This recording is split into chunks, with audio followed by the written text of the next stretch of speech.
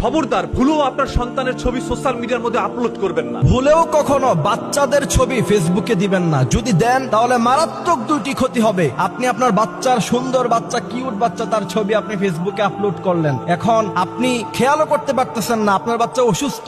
এরপরে ডাক্তারের কাছে নেন, ডাক্তার চিকিৎসা করতে পারে না। ডাক্তার বলে যে তার তো আসলে কোনো অসুস্থতা নাই, কিন্তু বাচ্চা আসলে অসুস্থ। এরপরে আসেন ইমাম সাহেবদের কাছে, খতিব সাহেবদের কাছে। এখন আমি বলি যে আমাকে নিয়ে পানির মধ্যে যদি গোলায়াও খাওয়াইয়া দেন তাহলেও আপনার বাচ্চা সুস্থ হবে না। এই জন্য মনে রাখতে হবে যে এই সমস্ত গার্ডিয়ানরা নিজের বউয়ের ছবি এবং বাচ্চার ছবি, সুন্দর সুন্দর বাচ্চা, কিউট কিউট বাচ্চা, আপনার কি দরকার ফেসবুকে তার ছবি দেওয়ার? আপনি যদি আপনার বাচ্চার ছবি ফেসবুকে আপলোড করেন তাহলে দুইটি ক্ষতির জন্য আপনি প্রস্তুত থাকেন। এই কথাগুলি আমার নয়, বিশ্বনবী সাল্লাল্লাহু আলাইহি সাল্লাম বলেছেন প্রথম নাম্বার যে ক্ষতি, এটা মারাত্মক ক্ষতি এবং এই ক্ষতি হাদিস দ্বারা প্রমাণিত। আপনি আপনার বাচ্চার সুন্দর একটা ছবি আপনি ফেসবুকে আপলোড করলেন, এরপরে আপনার পরিচিত মানুষরা ফেসবুকে দেখে সে যদি বদ নজর দেয়, আর নজর হাক্কুন, রাসূল করিম সাল্লাল্লাহু আলাইহি সাল্লাম বলেছেন নজর একটা সত্য জিনিস। ফেসবুকে বাচ্চার ছবি আপলোড দেওয়ার পরে কেউ না কেউ বদ নজর দিতে পারে, আর আপনার বাচ্চার উপর যদি একজনের বদ নজর লেগে যায় তাহলে আপনার বাচ্চার লাইফ শেষ। কারণ বদ নজর একটা কঠিন জিনিস। বুখারীর মধ্যে হাদিস এসেছে,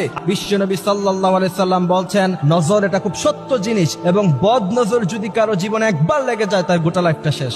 মডার্ন সোসাইটিতে তো এটা একবার কমন ব্যাপার। বাচ্চা খাবার খাইতেছে, বাচ্চা খুব কিউট লাগতেছে, এবার ছবি তুলে ফেসবুকে আপলোড করে দিচ্ছেন। বাচ্চা হাঁটতেছে, তার ভিডিও করে ফেসবুকে আপলোড করে দিচ্ছেন। নো, কখনো এটা করবেন না। যদি করেন তাহলে একবার যদি কারো বদনজর আপনার বাচ্চার উপরে লেগে যায় তাহলে তার সুন্দর জীবনটাকে আপনি নষ্ট করে দিলেন নিজ হাতে। একজন সচেতন গার্ডিয়ান হিসাবে কখনোই উচিত না আপনার বাচ্চার ছবি আপনি ফেসবুকে আপলোড করবেন। দ্বিতীয় নাম্বার যে ক্ষতি, সেই ক্ষতি হচ্ছে আপনার বাচ্চা তার অস্তিত্ব ছোটবেলা থেকেই সোশ্যাল প্ল্যাটফর্মে থেকে গেল। বিশেষ করে মেয়ে বাচ্চাদের ছবি তো কখনোই কোনোভাবেই ফেসবুকে দেওয়া যাবে না। এরপরে দেখা যায়, আমি বিশেষ করে আমার ফ্রেন্ড লিস্টে এরকম অনেক বাবা মা আছে যাদেরকে দেখি বাচ্চার বয়স 15-16 হয়ে গেছে, বাচ্চাকে বিয়ে দেওয়ার মতো বয়স হয়ে গিয়েছে, এই মেয়ে বাচ্চার ছবি ফেসবুকে আপলোড করে বলে যে আমার কিউট মামুনিটা। তোমাকে কে বলছে? তুমি তোমার বাচ্চাকে, তুমি তোমার মেয়েকে মেয়ের চোখে দেখো ঠিকই, কিন্তু তোমার বন্ধু বান্ধব বা কাজিন যারা আছে তোমার পরিচিত তারা তো মেয়ের চোখে দেখে না। 15-16 বছরের মেয়েটা যুবতী মেয়ে, তারা তো তোমার বাচ্চাকে কখনোই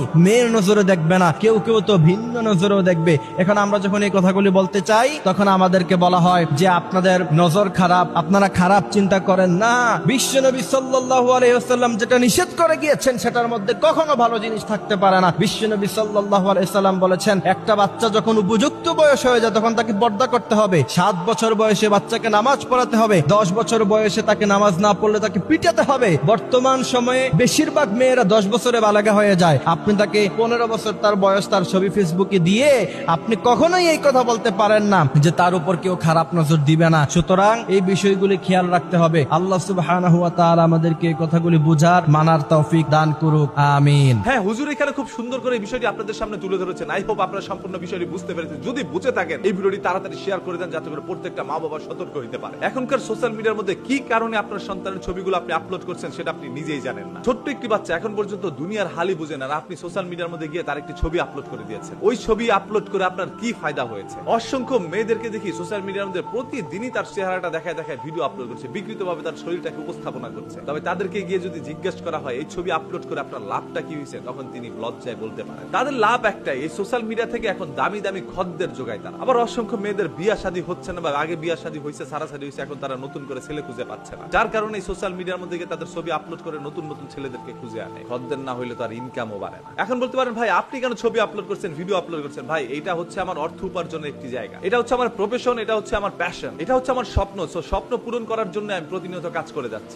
আপনি বিনা কারণে কেন আপনার এই সকল ছবিগুলো আপলোড করছেন? আপনি যদি একজন সত্যিকারের মা বাবা হয়ে থাকেন তাহলে আমি মনে করি আপনার সন্তানের জন্য আপনার ভালোবাসা রয়েছে। যদি আপনার সন্তানের জন্য আসলে আপনার ভালোবাসা থেকে থাকে তাহলে সেই ছোট্ট সন্তানের ভিডিও ছবি আপনি সোশ্যাল মিডিয়া আপলোড করেন। আপনি যদি হাদিস কোরআন বিশ্বাস করে থাকেন তাহলে কুনজরের কথা আপনি বিশ্বাস করবেন। So be careful.